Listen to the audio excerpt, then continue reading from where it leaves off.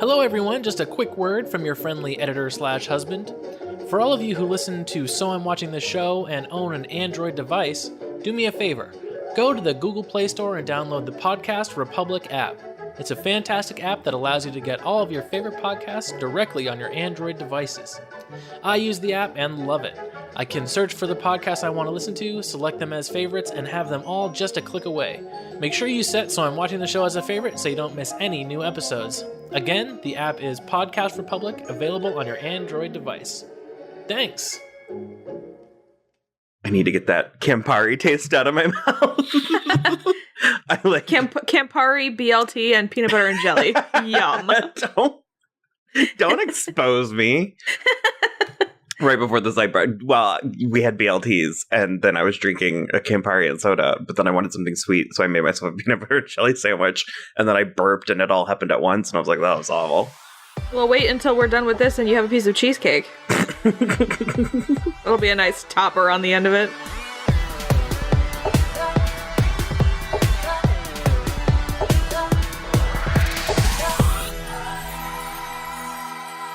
Hello, everybody. I'm Will. And I'm Kristen. And this is So I'm Watching This Show. On today's episode, we're going to do a little bit of a Netflix roundup. I think in particular, we're going to talk more about two things. Probably you and that new Ted Bundy movie. Yes. What is it? Like extremely close and mean? No, extremely wicked, mean. Shockingly evil, and vile. Oh, okay. That's the title. Well, it's John Malkovich says it at the end. Oh yeah.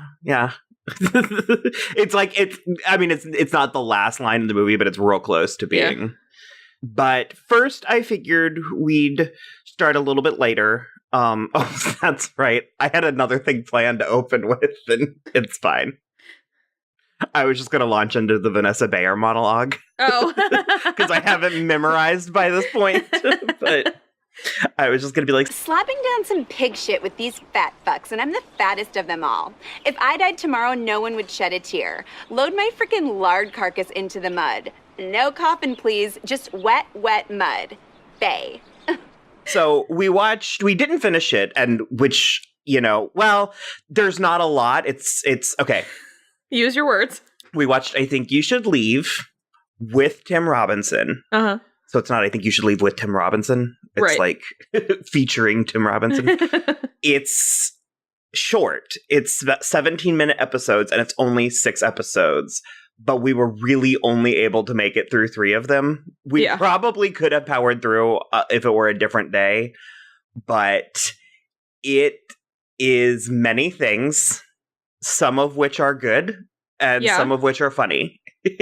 Yeah. What was your take on it? I predicted you were going to hate it, but I think you seem to like it a little bit more. No, I was laughing a lot. I liked it a lot. And I was trying to remember, there were 2 skits that I really liked. One of them was the one with Steven Yeun. Mm-hmm. Really? That's the one okay. It was so stupid. It's also just like aggressively real. It's like, you always give your friends a gift receipt, but you always are like, I feel like that's always in the back of people's minds, where it's like, if you really liked it, you'd give me back the gift receipt. Is that a thing? Because maybe it's like, I don't know. He wrote it, so it's clearly not just a girl thing, but I was like, maybe it's kind of a girl fighting thing. Because I've been given gifts with gift receipts, and I think it's awkward all around, so I just want it to be gone. I want the situation to be over. Do you want to eat the receipt? I'm going to start doing that. I thought you were going to hate that one. That is so funny. It went in a weird direction with the, like, poop all over the receipt. The alleged poop on the receipt. But I thought the base, like, kernel of the skit was hilarious. And I just love Steven Yeun. He's so dreamy. Cute. Yeah.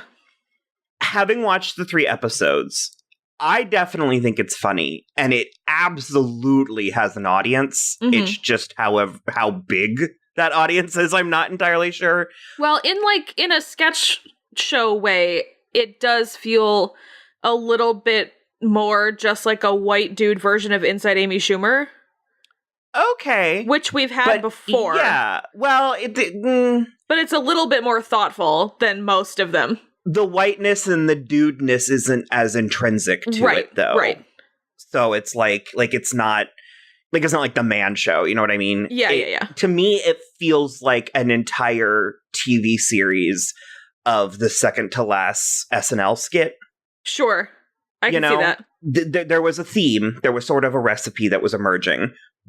And the only reason why I think any of it works is the total and utter commitment to the bit. Yeah. Everybody in all the skits is super committed. It's 3 to 4 scenes an episode. And like I said, we watched 3 episodes. So in the roughly 12 skits that we saw, we ran the gamut up from like mildly amused to actually like hysterical. Yeah. And more often than not, it was the further into the skit that they went that we started laughing more. Yeah. And I think that's difficult. I think that's tricky to pull off. A lot of times we're the ones saying, sure, double down, see how that works for you. But with this, that's what was working. Yeah. Where it's like, it's kind of all like the raccoon skit from SNL, where it's like, it's funny the whole time, but it's not until the end and then you watch it again that you are in hysterics. Because in particular with the Stephen Yun, the gift receipt one, it's because he lost me at the poop when he was talking about like, you didn't wipe and the one slice, calling to like the slice of toilet paper thing sent me off too. It was like alien speak, where I was like, I knew what you were saying, or it was like when you translate things through Google Translate too many times, that it's like, I know what you're trying to say, but that weirdly didn't bother me because in high school we used to like ask each other for a slice of paper. I mean, I guess, but and so I just that has kind of been in the back of my vernacular. It was for like so a long strange, time. but where it pulled me back in completely was the utter commitment of every guest at the party when everyone, because I think it wasn't even the wife that was trying to be the like tiebreaker or whatever. It was her husband. Yeah. When he was like, let my wife eat this fucking receipt. And you're just like, oh my God. Like, that was really great. I actually think it comes out of the gate really strong with the door bit. That door bit was just really funny. Really good. The like unbroken eye contact and the drool and stuff.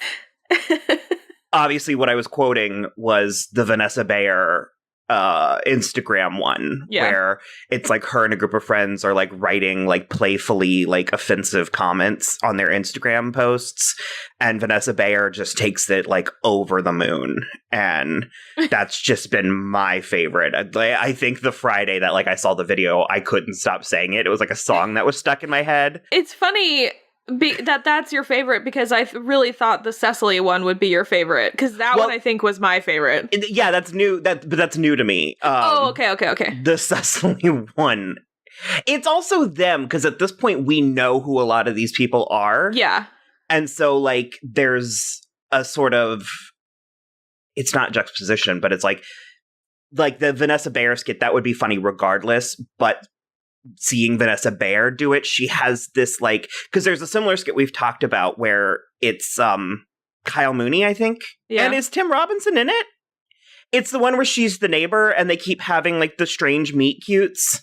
Oh, yeah. Do you remember that one? Vaguely, yeah. We've definitely talked about it before, and it's like he wants to ask her out, and then meanwhile she's like being railed by some dude, and like they have this really filthy interaction, and he's all kind of flustered and stuff. So she has this demeanor where it like catches you off guard when she has like a good girl she seems thing. Very cute and proper, and like her character in all the like kids theater camp skits. But then it's like she's in all these movies, like in the movie Ibiza and all this other stuff, she's actually kind of filthy, and it's hilarious. Go blow some rails.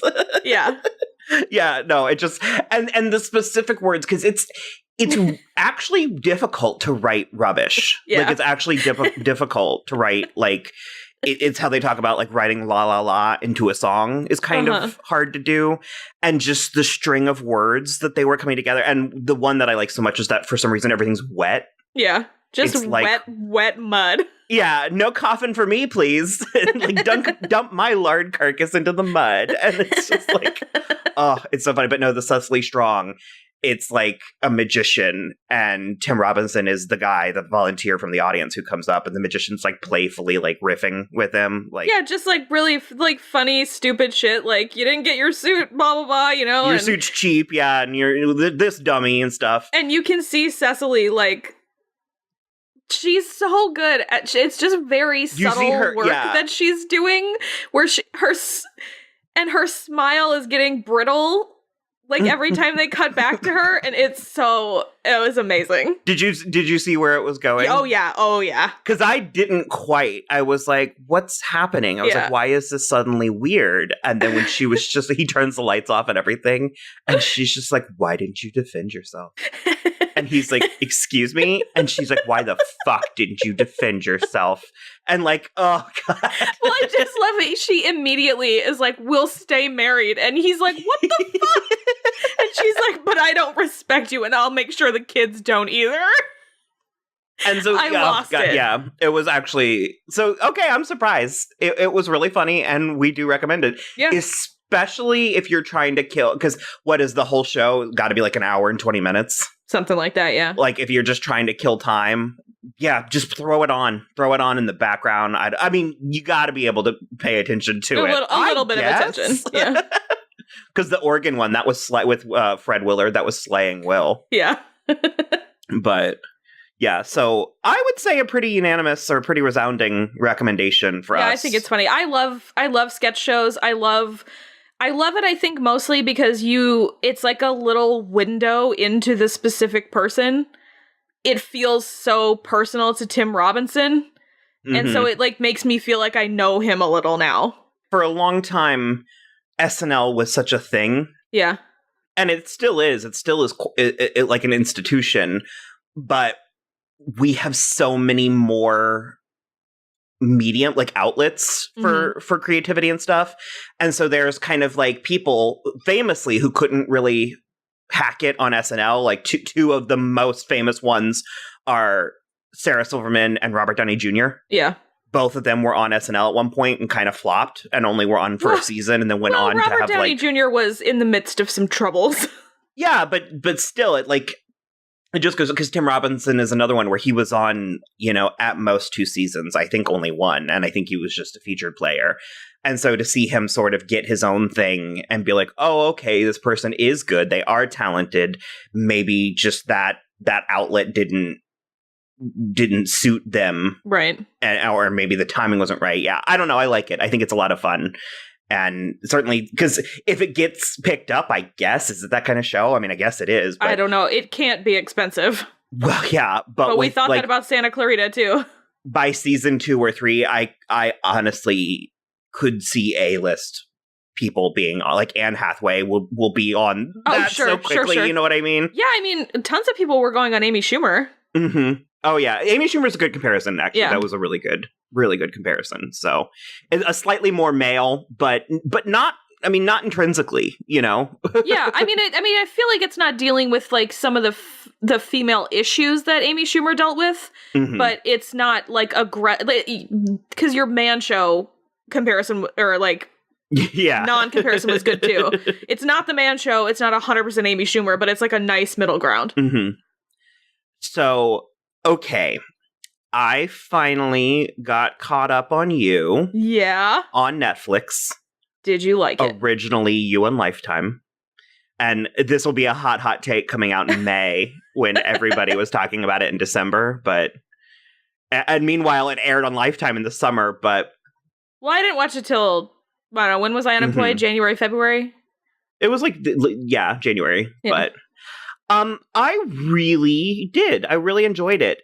There was a point where I was like 4 or 5 episodes in, and I kind of felt like we were there. I was like, how is this going to go on for 7 more episodes? Oh. And it found its way. Is it 13? Yeah, or 12. Oh, okay. Yeah.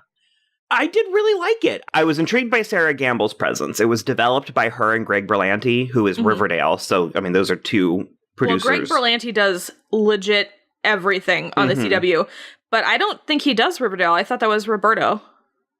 Berlanti's does he involved. Produce still? Okay. Yeah, and Sabrina and... Okay. Also, it was only 10. Okay. Yeah. But it's based on a book. Mm-hmm. Oh, from 2014. Man, that's a quick turnover. I guess, yeah. It happens sometimes. The book is also excellent if anybody wants to read it. It's very, very good. The author's name is Caroline Kepnes. Mm-hmm. But it follows the story. The story follows Joe Goldberg, a New York bookstore manager who falls in love with a customer named Guinevere Beck and quickly becomes obsessed with her. So, yeah, it was really interesting. It aired on Lifetime to, I guess, just really kind of no real reception. Yeah, it was real medium. The people who watched it loved it.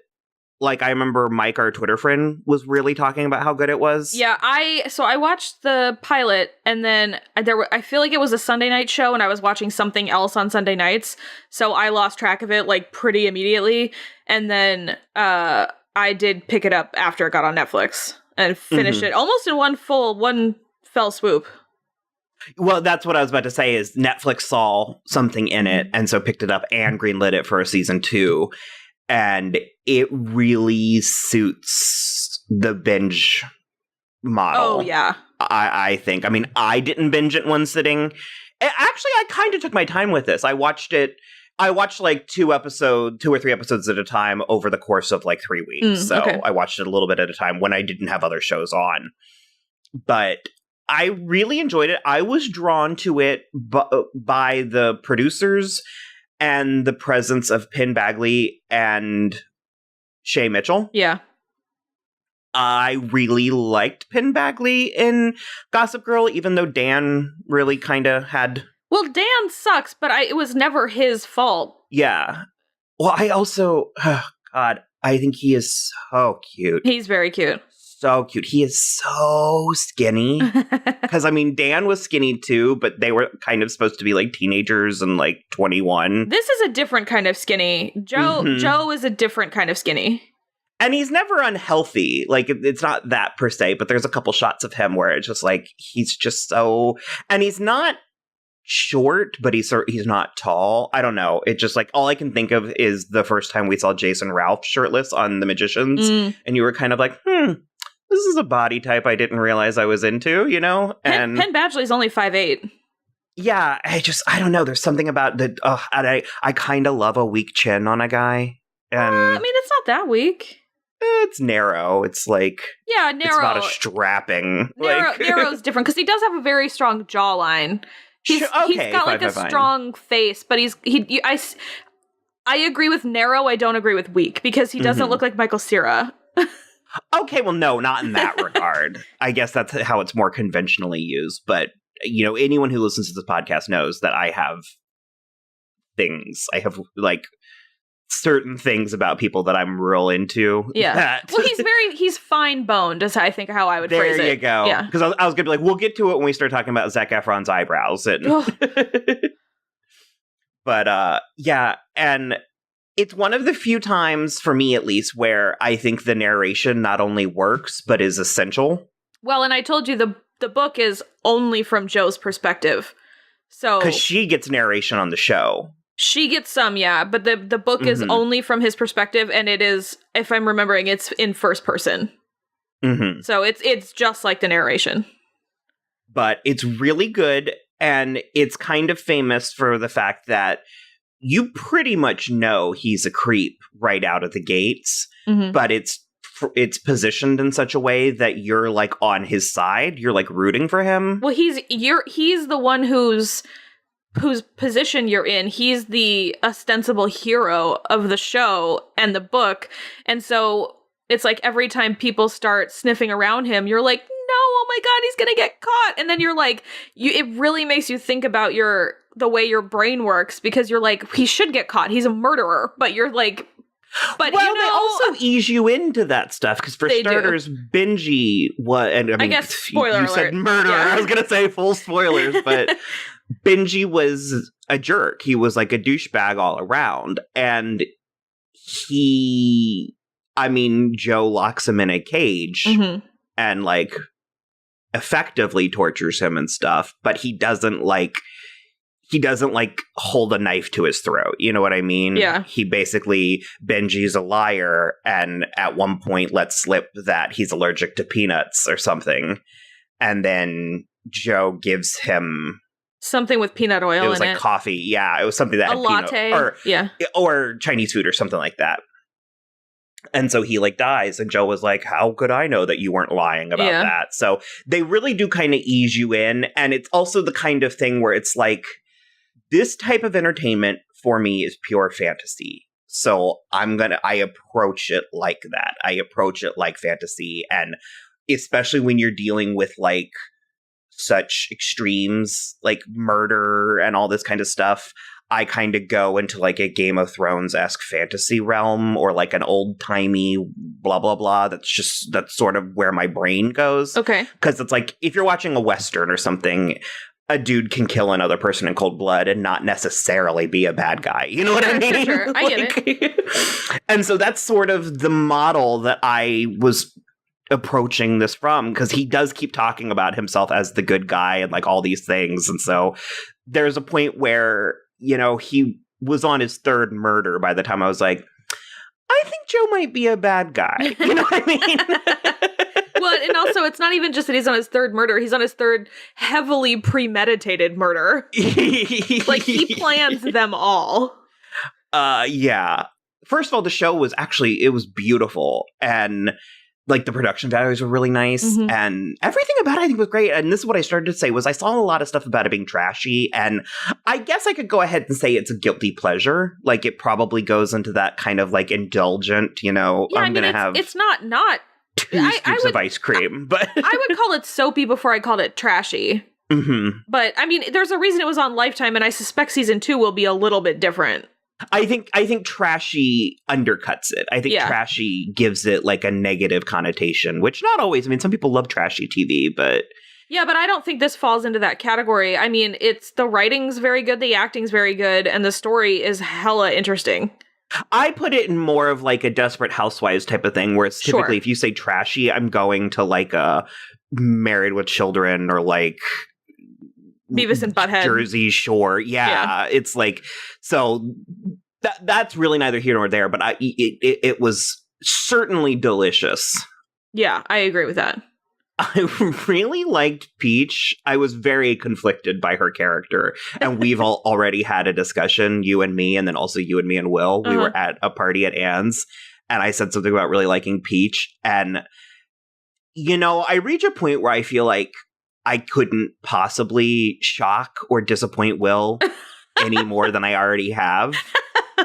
But I keep finding ways to break past his like rock bottom for me. You keep finding your way down a little deeper in that hole. And the way, when I was talking about how much I liked Peach, he just had this appalled look on his face.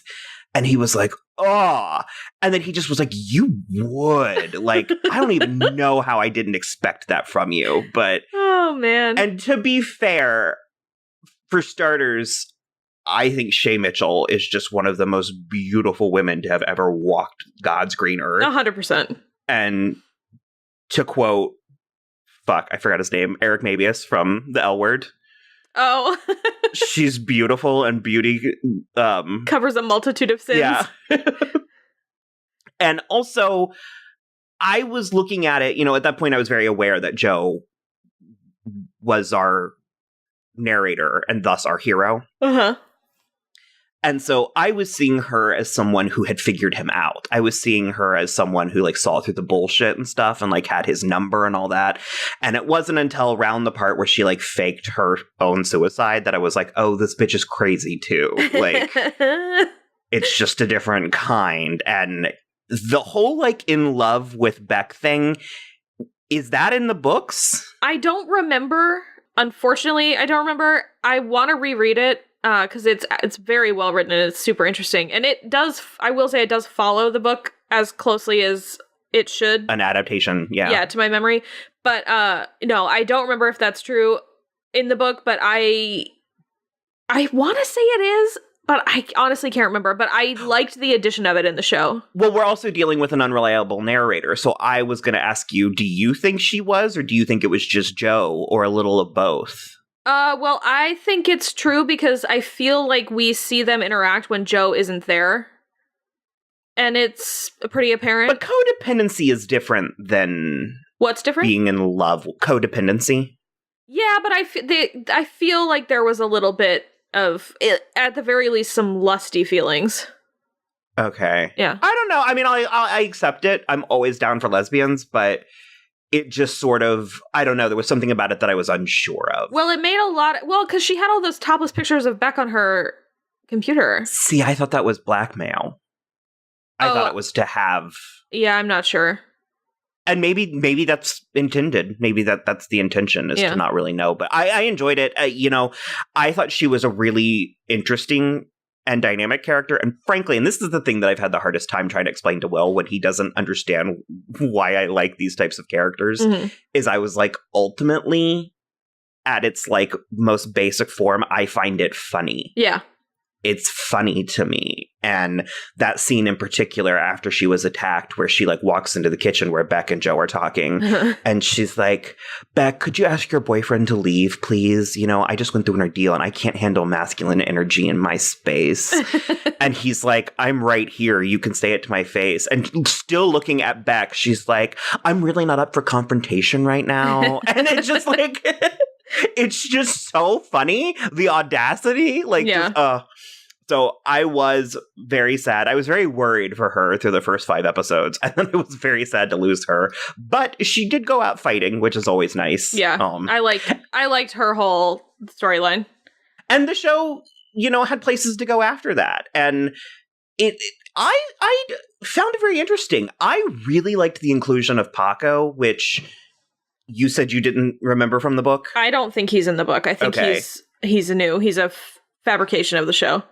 It's another, I think, necessary layer, because we're having a lot of conversations as a people, as a society. We're having a lot of conversations about actions and what people do, and there's this sort of understanding that like bad people do bad things and good people don't. Yeah, and unfortunately, it's a lot grayer than that. Good people can do bad things and vice versa. Yeah, always. And, 2 things can be true. And so it's like one person's hero is another person's villain. Mm-hmm. And I think it was really interesting because considering that Joe has killed 3 people that we witness. Yeah. 4 people that we witness. My recollection is that he was never, I mean, you did say premeditated. Well, here's the thing. He is a murderer and he is not a good guy, but he is the hero of his own story and he views himself as the hero of Beck's story. And so when you're watching the show through that veil, it becomes very muddled, where you're like, Peach is out to get him and Peach is, codependent on Beck, and like, what is a man to do? He's trying to protect his woman. And so you get into this really weird headspace where you're like, I know he's a murderer, but like they kind of had it coming, Well, but that's what I mean, where I was like, there's however immoral and disgusting and wrong the things that he ends up doing are, it's coming from somewhere. Right. Like, he's not pulling a Ted Bundy where he's just out looking for random girls to rape and murder. He's not hanging out in Central Park that we know of. Season 2 hasn't aired yet. But like, we have no reason to believe that he wouldn't actually care about Paco. Right. In my mind, he's not like a danger to society. He's a little more, I mean, it's obviously way more personal, but he's more like Dexter, where he's like killing people who wronged him. Mm-hmm. Like, who he believed wronged him. He's not going to just like kill a dude walking down the street for fun or to get off. Yeah, it's really, really very interesting. And I think Penn was so good. And oh God, sorry, he's so cute. And I love his furry little chest. Because he gets it out a lot. It's the kind where it comes up on the collarbones. It's nice. Oh God, so good. I'm definitely interested in season 2. I gotta be honest, I was a little bit sad to lose Beck. Yeah. I can't say that I didn't see it coming, because it's one of like 3 possible outcomes. Mm-hmm. I was in a place where I was like, he's either going to kill, I guess 4. I was like, they could milk this. She could be Clueless Rita style for like 4 seasons. Which that would get boring. He's either going to kill her. I honestly thought there was a scenario where she was going to kill him. Yeah. Or, well, she's going to kill him, and then I should have said, I honestly thought there was a scenario where she might have joined him. Oh, yeah. That could have been interesting.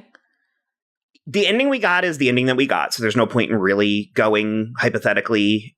I do find it funny how she was simultaneously, like, the most beautiful and fascinating girl in the world, but also kind of just a fucking basic bitch. Yeah. Like... Yeah, I found it interesting. And when he did finally kill her, there was a part of me that was like, oh, that's it? She's just, oh, okay, bye. You know what I mean? Yeah. Because it kind of just happens, but definitely excited. Definitely excited for season 2. I hope they bring in another couple people. I think Elizabeth Lale was very dynamic and even very relatable. And well, I can tell you that they're bringing Candace is in the whole of season 2. Okay. His girlfriend who was not dead. And then fine. Chris D'Elia joined the cast too. Oh, he's a good dirtbag. I like him. And then I guess Robin Lord Taylor, who I like a lot, but I don't know who he might be, so. Yeah, I'd like another Shay Mitchell, but we'll see where it goes. We'll see. Yep. We'll see what happens. Also, poor John Stamos. Is he rotting away in jail somewhere? Oh god, I forgot about that. I don't know. That'll be fun to find out. Okay, I think that's good for you. So now we'll move on to extremely wicked. Extremely and mean. wicked. So shockingly evil and vile. Okay.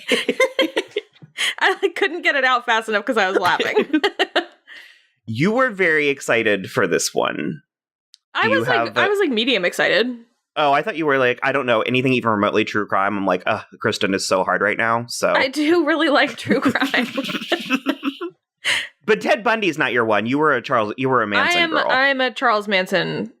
I'm not like an enthusiast. I just think it's fascinating to me. I read Helter Skelter and it was like bonkers. I don't understand how I remember when we were together when you bought Helter Skelter and you opened it up and the first page you opened it up to was a picture of his like crazy mugshot or whatever. Yep. And you just screamed. Yep. You just like screamed and like almost dropped the book. It's terrifying. There's a bunch of pictures in the middle and there's like some of the pictures are from when he's young and you can understand why people like joined his cult or whatever. But the older pictures, I'm just like, you have to already be deep in to believe that guy thinks he knows anything. Mm-hmm. But yeah, so I've never been like had a huge interest in Ted Bundy, but I do really like Zac Efron, and I thought that this would be a really good showcase because I actually think he's very talented. And, and I think that this actually showcased that really well. Mm-hmm. Well, then we'll go there. What was your take? What did you think about the movie? I liked it. I didn't know. Okay, so like I said, having not been like a huge like fan of the Ted Bundy story, I didn't know who Lily Collins' character was, but she's real, and they did have that relationship for as long as they had it and everything. And was this relatively accurate? It seemed like it. I was looking up at the Wikipedia the whole time we were watching it, and it seemed pretty accurate to my knowledge. I mean, the crimes were definitely accurate. Yeah. I give you a hard time sometimes for the true crime thing, and I'm into it more than I would ever let on, but you kind of have to catch me the right way. Right. I rarely seek it out, and the problem for me is rarely does it answer the questions I need answered, so it just frustrates me more than anything else. Although, I think this is a very human thing, but there is something fascinating about the gory details. Yeah. Well, that's, I think, because I've mentioned it before on the show, especially at the beginning, but I listen to My Favorite Murder a lot. And one of the things that they talk about is that listening to all the stories and knowing the details and, kind of immersing yourself in all of this information, it helps you feel inoculated against it. Where it's like, I know that this has happened, and I know how it happened, and I know who it happened to, and so it's like, I know how I can either combat against it, or I know that it won't happen to me because I'm thinking about it. And it's like, because usually whenever you think about like the worst case scenario, you never end up going through the worst case scenario. And so it's like, if you're imagining all these worst case scenarios all the time, it almost feels like then it can't happen to you. And that's like that seems to be kind of a huge reason why women specifically are very drawn to true crime, because it feels like a vaccination. I get that. I get what you're saying. But part of me is like, then why don't you worry about everything? I do. Well, you're always giving me a hard time about worrying about things. That's because you have high blood pressure. That has only been true for the past like 7 months, though. Well, it's been true for a while, but we've only known about it for the past 7 months. But regardless, I mostly just want to understand. Yeah, that's definitely part of it too. I want to understand how and why people can do this. Yeah, and especially why, because it's like, and then that's where the movie goes with Lily Collins, is she sort of like, what about me? She was like, did you ever want to do this to me? Were you going to do this to me? And that's the thing where it's like, I can wrap my mind around murder and I mean, in a crime of passion, in war times and stuff. Like we had a friend who, was in war, who was overseas and had killed people, and you were like, that's yeah, and you were like, that's so weird to me. And I was like, it's not to me. That was his job. You know what I mean? It's I think it's because I have never known anybody that killed somebody, to my knowledge. And so reconciling the person that you know who you don't feel is capable of something like that and knowing that they did it, it's sanctioned in wartime. So I wouldn't ever call that murder. Well, I would maybe sometimes call it murder, but generally I wouldn't call like crime or like killing somebody in war times murder, but it is something you have to reconcile, where you have to be like, this person that I know is capable of taking a human life. That's intense. I think a lot of people are. I think more people are than realize it. Yeah, but when you have the proof right in front of you, that's a little bit more. Well, and it's the kind of thing that I was saying where I was like, I kind of go to a fantasy place in my mind where it was like, in the days of Outlander, it's like someone like this would actually be an asset. Sure. Like if you could have a relationship with someone that you knew and trusted to not harm you, but was more than capable of harming other people, that's like a good thing at certain periods of time. I mean, I feel like Ted Bundy is still not the person that you want.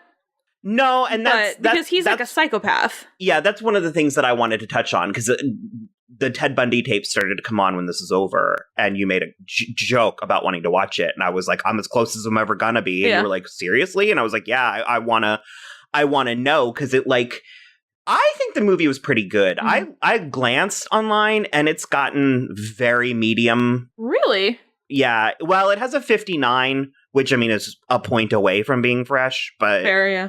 It's very mixed reviews, and these types of movies, especially because this was arguably done for entertainment. It's not like the documentaries that are definitely more from an educational point. And so there's a part where it's like, how do you go about this without exploiting and glamorizing the violence and everything? Because for most of the movie, like with you, we're sort of in his perspective. Right. We're coming at this from his perspective, and we have seen no evidence of any crimes, to the point where I almost asked you halfway through the movie, do we know he did this? Yes. Like, yes. Because, he maintains his innocence all the way through the end. Well, he ended up confessing in real life. Well, in the movie, they said he was confessing just because. No, he legitimately confessed to, and they had evidence. He was claiming the evidence was circumstantial, but it absolutely was not. Oh, so he just kept saying that, thinking if he said it enough times? Yeah. Okay.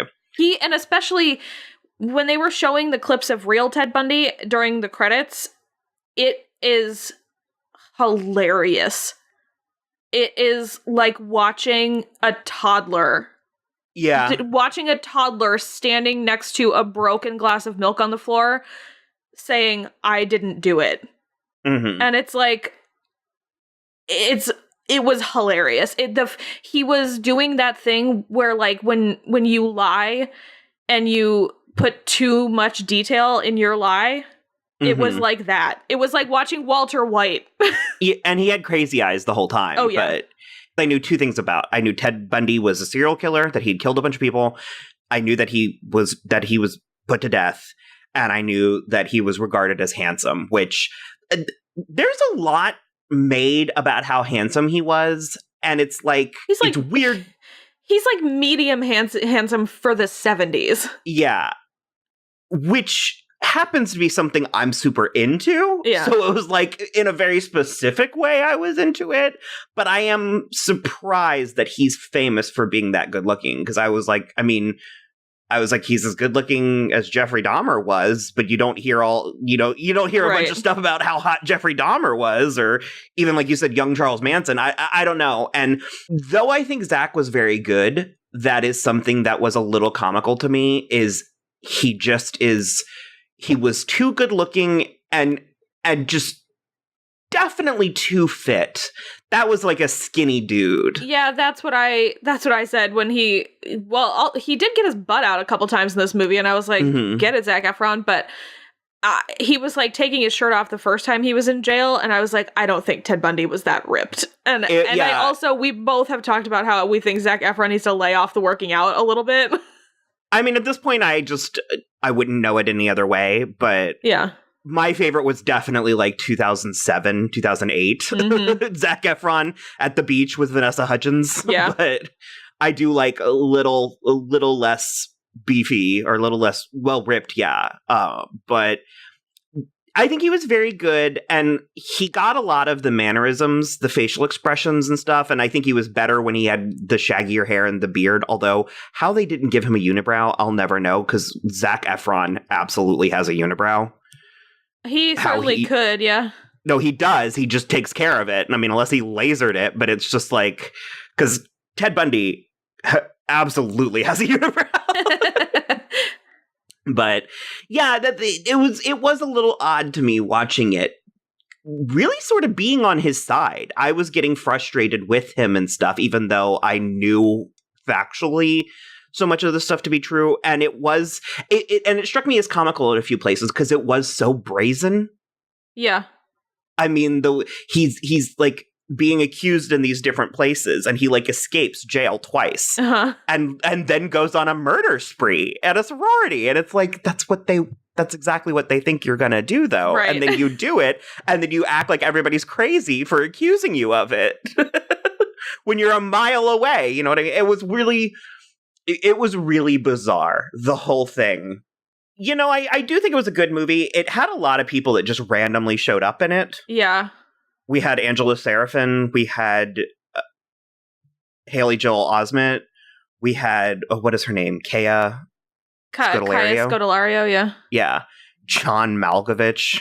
Which was hilarious. Yeah. Jim Parsons. Yeah. Even Ted Bundy's first lawyer was the guy from Burn Notice, and Ted Bundy's public defender in Florida is like a dude too. He was on The Alienist. He played Roosevelt.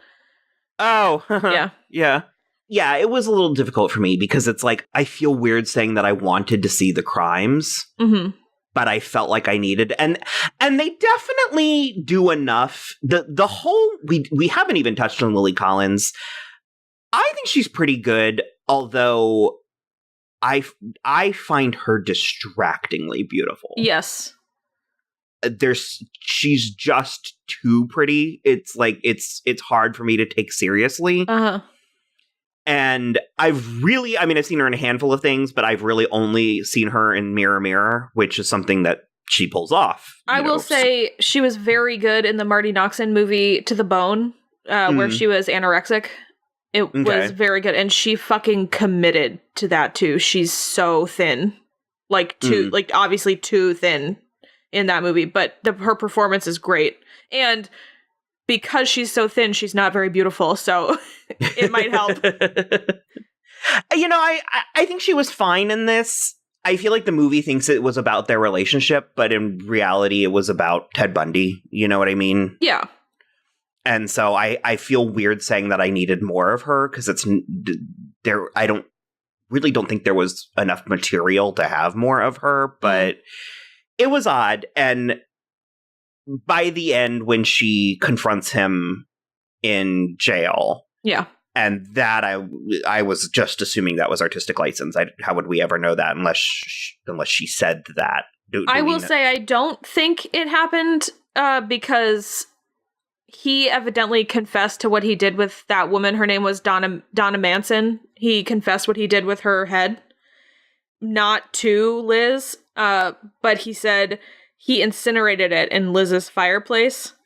And then he said, of all the things I did to her, this is probably the one she's least likely to forgive me for. Poor Liz. Mm. That's on the Wikipedia. Now, that's where it does get interesting, because it's like, why is Liz different?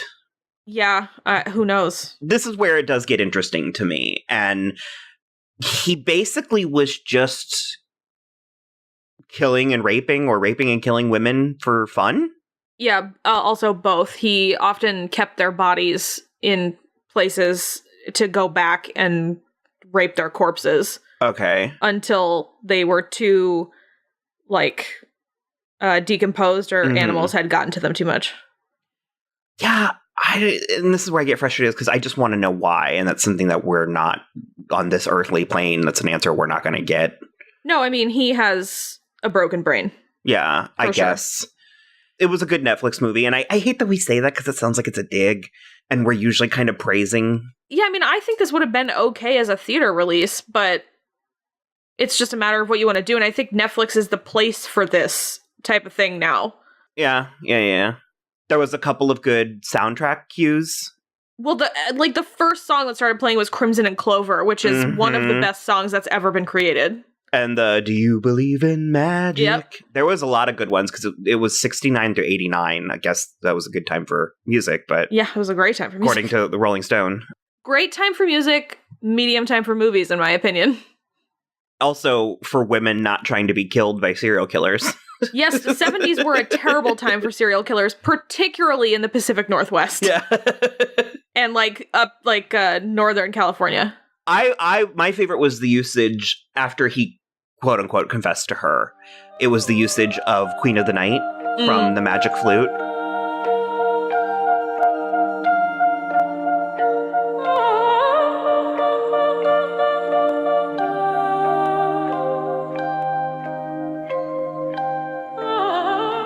It was off key a little bit, or it was down an octave. It was skewed, however it was, and that was interesting to me. I hate to say, but I'm definitely more interested. I will probably end up watching the Ted Bundy tapes. Just that kind of thing, especially for what I try to do, like storytelling and all that. There's nothing wrong with research. There's nothing wrong with knowing stories, all kinds of different stories and stuff. So. Interesting. Oh, here I found on the Wikipedia, in their last conversation before his execution, Bundy told Liz he had purposely stayed away from her when he felt the power of his sickness building in him. But it doesn't say why. That's so weird. I want to know more. Yeah.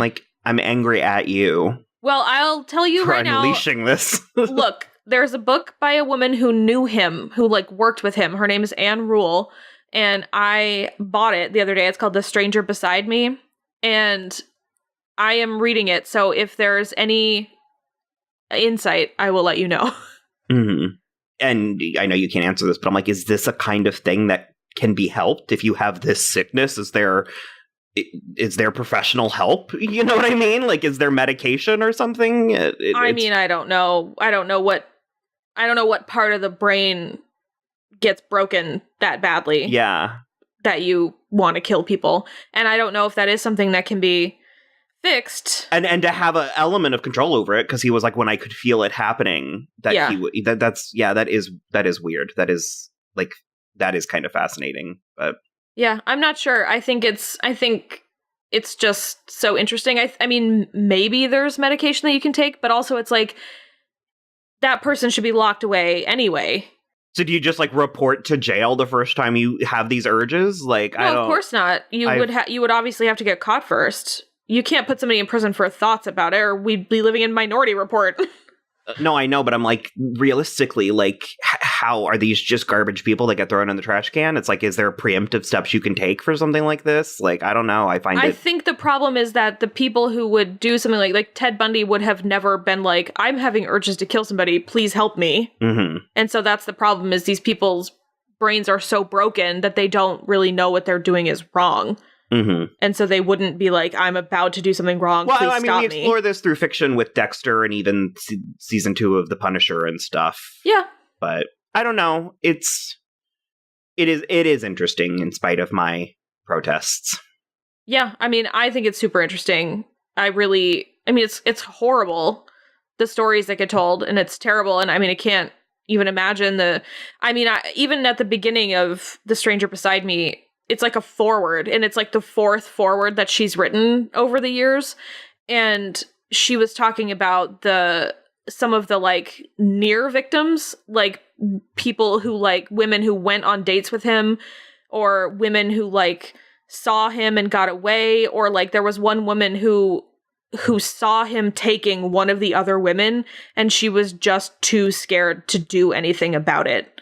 She like was the last person to see that woman alive. And it's just like, how do you live with that? Mm-hmm. You know? But it's just really, I don't know. It's really interesting. Especially given how many people he almost killed, how many people he was close enough to do it and then just didn't for one reason or the other. It's bananas. And to be like that brazen, to be in a fucking sorority house, I don't know. Yeah. So, well, our last topic of discussion is we watched the first 2 episodes. Oh, this is on this. Okay. Yeah, the first 2 episodes of The Order. Yeah. We were trying to decide if we were going to watch it, period. It felt up our alley. And B, how we wanted to cover it, if at all. Mm-hmm. And I have a feeling we're probably on the same page across the board. Okay. But do you want to go ahead and say, did you like it? I did. I liked it a lot. It also has like 1,000 people that I like in it. Yeah. So that should be fun moving forward. I don't think we want to do episodic coverage. Probably not. Okay, that's the thing. Unless anybody listening to this episode is like, yeah, let us know, and gets to us at exactly the right time. I feel like we should go ahead. We've been threatening. We've done 2 mermaid episodes, and we've done a couple of other themed episodes like that. But I've been threatening werewolf episodes for a while. And I originally said we could pair this with Brotherhood of the Wolf, because I've been trying to get you to watch that, and I love that movie. Mm-hmm. Or you mentioned that the woman in it is from Ginger Snaps, and I've never seen Ginger Snaps, considering that I like werewolf movies. Yeah, like the headmistress of the school is the chick from Ginger Snaps. I enjoyed it. Certainly enough to keep watching it. I was just sort of writing my thoughts down as I had them, and some of them are kind of snarky, and some of them are genuinely fun. And I was gonna tell you the story, but we were only supposed to watch the first episode, and I watched the first 2, and I realized too late, and I also realized that a lot of the things I was going to talk about were from the second episode, so that's why I went ahead and told you instead of playing it off. But it because I famously don't have discipline, so I wanted to make sure that you knew that it was an actual accident. I was texting Jen, and when the first episode ended, it just kind of ended abruptly. Yeah, and then Netflix does that in under 5 seconds. It's playing the next episode, and so I just missed it because I was texting when that happened. And the second episode picks up right where it left off. And so I was watching it, and then they weirdly had like a title card or something. And I was like, that's a strange placement for like a title card. And it was one of those where I was like, well, was this one of those shows that had aired somewhere like in Canada or something, and then Netflix picked it up? And interesting. So I don't know. So I was a good like 30 minutes into the second episode by the time I realized that. I was like, oh, this is just the next episode. I missed it completely. I think the show is a little hip for its own good. I mean, I can see it. To me, it was feeling like a less sophisticated Magicians. Yeah. Where it's like Magic College. Between Vampire Diaries and Magicians is that's fair. Where I'm at with it. Especially because I think Vampire Diaries is actually solid. I lulled. I was like, we open in a graveyard. And I was like, dead parents. And it's just like there were so many boxes that we were checking immediately. And it is funny how, like, when I saw the like poster in the first trailer, I was like, well, I just don't think anybody's cute. Like, I wasn't interested in any of the guys. And then I got maybe 15 minutes. How hard are you into the main guy now? Yeah. A lot. I was unsure at first, but he's cute. I said he's cute, and he'd like be the lead in an early 90s Nickelodeon show sort of way. I get it. And the hair, and also, I love a denim jacket. He is rocking the denim jacket. Yeah, like just a his really name solid. Is fucking, oh God, I was going to make a really good Boy Meets World joke, and I can't remember Sean's last name. Hunter. I got there. That's better. I thought you were going to go Jay Leno, so. No, gross. That's Jay Leno loves all the denim, but. That's definitely an insult.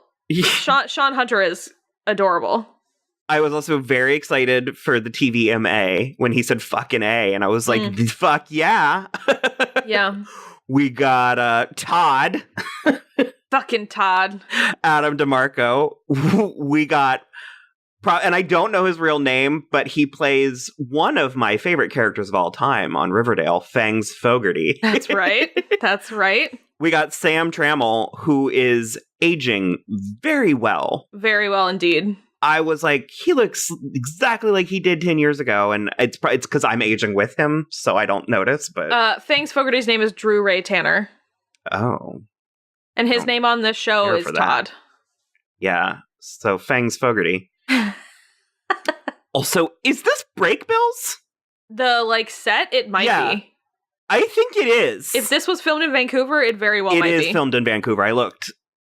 Yeah. There was, like, 2 angles where I was like, this is Break Bills. So it's like Adam DeMarco didn't even have to do anything. Fucking Jules State is on this show, too. Is she really? Yeah. She's only in 2 episodes. We haven't met her yet, but I was just flipping through the cast list. I don't like Alyssa. I don't really have a real reason. Just don't like her. Oh, really? I think she's great. Yeah. Oh, I liked her a lot, actually. Maybe I'll warm up to her, but... Yeah. Yeah, I just wrote this bitch, and later I found out her name was Gabrielle. Oh. The, like, snooty one. Mm-hmm. I was going to say, the chick who's playing Sam Blackcrow is also in this. And her character name is Lilith Bathroy. Oh, God. That could be... I think I know where they're going with her. That could be good or bad. I think she's a witch who drinks people's blood. No. I literally wrote, oh God, Kyle, when Kyle approached, because I could just tell when he was approaching that he was going to be awful. And then I was like, oh God, it's Jedediah Goodacre. So what was, I'm just looking at my notes, and when him and Amir, R.I.P., this also seems like a show that's going to tear through cast members, Vampire Diaries style. Yeah. But when they were talking about, like, a group of, like, jerks, like a group of assholes. Yeah, and a bleaching of assholes. A bleach of assholes. But then he said a prolapse of assholes. Yeah. And I was like, full yikes. Like, capital Y, hashtag, exclamation point. But I was into it. I'm into the mythology. We've gotten kind of an influx of these types of things to the point where I'm a little bit risking fatigue. But this feels like it's going to be doing it in a fun way. Like, yeah, I think that's the deal. You have to be sure you're doing it in like a unique way. And this certainly, even if it does feel a little bit cheap, for lack of a better word, it does feel like it's doing it in its own unique way. And that's honestly all I ask for. Well, and for me, the TVMA is making all the difference from something like Legacies, which is airing on the CW. And it's like, I'm not making any grand claims about the quality of Legacies because you enjoyed it. Yeah, watch your mouth.